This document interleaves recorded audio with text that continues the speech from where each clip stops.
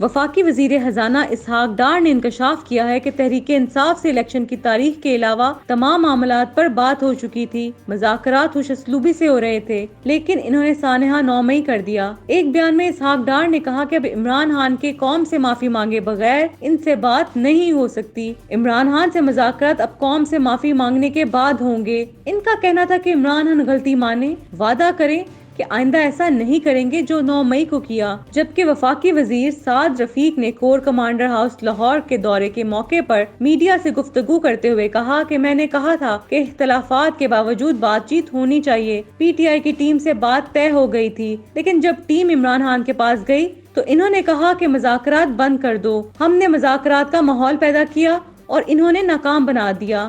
انہوں نے کہا کہ 9 مئی کے واقعات منصوبہ بندی کے تحت ہوئے۔ مسلح افواج ہماری سرحدوں کی محافظ ہے۔ دنیا کی کوئی قوم اپنی فوج کو شرمندہ نہیں کر سکتی۔ کور کمانڈر ہاؤس پر 3 اطراف سے حملہ کیا گیا۔ حملہ کرنے والے کس کے لیے کام کر رہے تھے؟ دوسری طرف تحریک انصاف کے رہنماؤں کی طرف سے پارٹی چھوڑنے کا سلسلہ ابھی تک جاری ہے۔ عمران خان اس کے آگے بند باندھنے میں مسلسل ناکام نظر آ رہے ہیں۔ اب فواد چودھری، شیریں مزاری، ابرار الحق، عمران اسماعیل، فردوس عاشق اعوان، فیاض الحسن چوہان، مراد راز، سیف اللہ نیازی سمیت پی ٹی آئی کے 3 درجن رہنما پارٹی چھوڑ چکے ہیں، اور اطلاعات کے مطابق آنے والے دنوں میں مزید رہنما بھی عمران خان اور تحریک انصاف کو حیدرآباد کہنے کی تیاری کر رہے ہیں۔